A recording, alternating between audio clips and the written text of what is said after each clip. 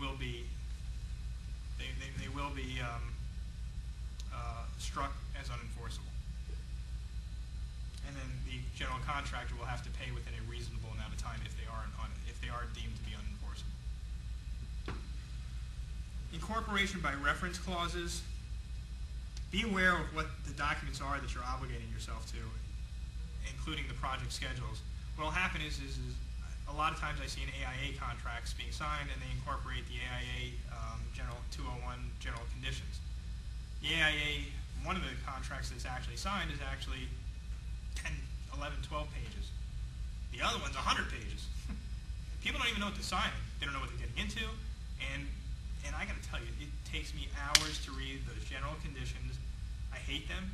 I got to charge my clients for all of that time because I'm looking for an out, and I promise you, nobody did what they were supposed to do under those general conditions.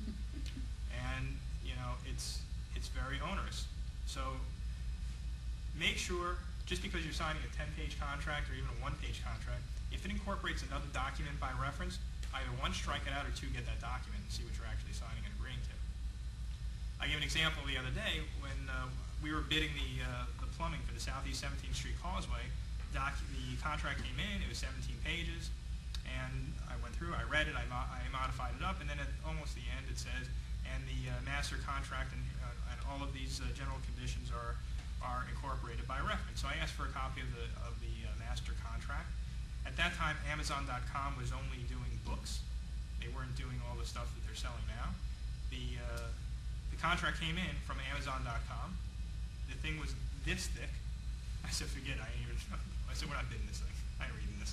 I know that can't be good. So I know that there was nothing in there to help me.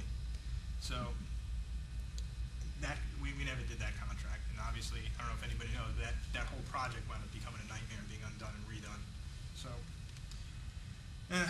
just make sure that you're aware of what you're contracting for and what it incorporates, because you will be bound by it if you agree to it. And quite frankly, if there's an incorporation by reference clause and you haven't read it, what's to stop anybody from making it up later on? Just watch. Get copies of it. Or strike it out. If you can strike it out, it's even better. Now we don't have to even read it. No damages for delay clauses, and then bonus clauses. When I represent a client, there's usually some sort of clause in there that says, to the extent that you as contractor do not complete the project by January 1st, then for each day thereafter you will be liable to whomever for a per diem delay damages of X percent of the contract price, or maybe $100 per day. In other words, $100 per day delay damage clause. When I'm representing a client, I either do one of two things. I turn to the contracting party. Let's assume it's an owner. Say, oh, you want a delay damage clause for $100 a day? No problem. I want a bonus for $100 per day for every day that I complete early. Okay? They say, you know what? Okay, we'll take it out. I thought so. Okay? All right, well, hey, isn't that fair? It's fair. Okay, so that's how you gain leverage in order to fight those clauses. If they're not willing to do that, you shouldn't be willing to give them the delay damage. All right? And if it ultimately is struck out, then the provision that I want to see in there is, then there's no damages for delay clause. Okay, time is not of the essence to this contract, and there will be no damages for delay to either party. For all of my clients that I represent as contractor, I always put in, there are no damages for delay, and time is not of the essence to this contract. Why? Because I don't want anybody claiming, hey, I wasn't able to open up my Victoria's Secret's company on time, and with our anticipated profits shown by our accountant that we make, you lost us X amount per day for 10 days. You do not want to be on the hook for that. Now, if it's a residential, what are the delay damages? I guess whatever they paid in mortgage premiums plus homeowner association fees for that amount of time. I've gotten those before. I've gotten them, but you know, to me it's much more critical when you're dealing with a commercial business. Scope of work clauses. You must specifically define what work you will perform. When I'm representing an owner, my contracts with the owner say to the contractor, you will be doing all of the work that's in your proposed, whatever your proposed work is, and anything inferred or implied therefrom.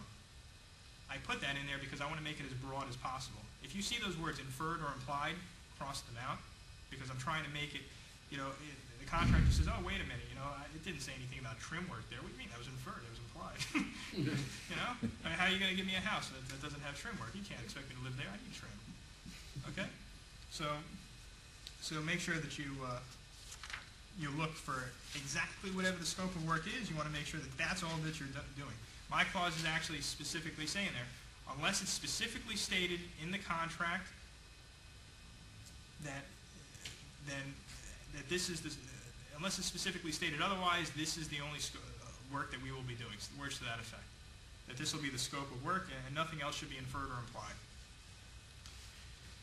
Important contracting issues to watch for on the next page. Termination for convenience clauses.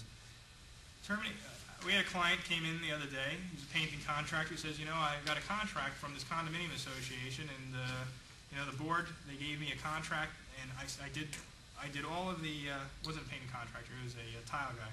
He says, I did all the balconies on building 1, but for building 2 and 3, they changed the board, and they said that they're not going to allow me to do building 2 or building 3 unless I agree to reduce my price. I don't want to reduce my price. I got a contract, and why should I? I said, well, come on in. Let's see. Well, that was a very quick meeting. Because I went ahead, I said, to find if they had a termination for convenience clause. Sure enough, they did. I said, you're done. I said, you know what? They're allowed to terminate you, and they don't really have to show good faith or any reason why. That you agreed to that they could terminate you for convenience for any reason that they want.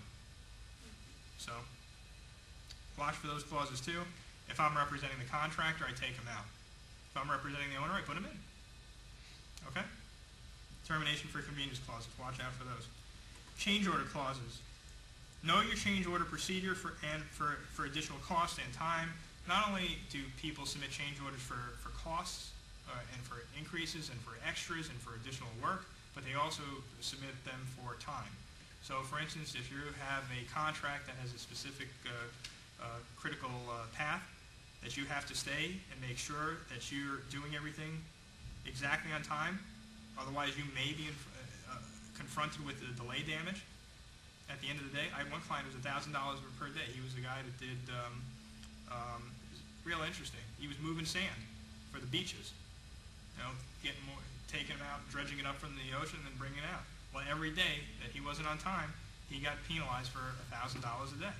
And you know what? At the end of the time, it was tens of thousands of dollars. Well, you're going to want to make sure. He said, well, it wasn't really fair. The owner delayed me. Then you better be submitting those change orders. Submit the change order, document that, hey, you know what? I'm asking for additional time. That way, if the owner doesn't sign it, at least then you can claim later on, hey, you're not entitled to it. I submitted it. I was entitled to it. That would be called a constructive change order. You're entitled to it. The owner didn't sign it, but you're entitled to it. Well, also, this is a knockout, drag-out fight with another client of mine. I rewrote their contracts, and I took out any reference to a written change order requirement. Contractor says, no, I want my employees that go out there to make sure that they do everything properly by the book, and that they have written change orders. They're signed off by the owner. Sometimes they also have to be signed off by the architect.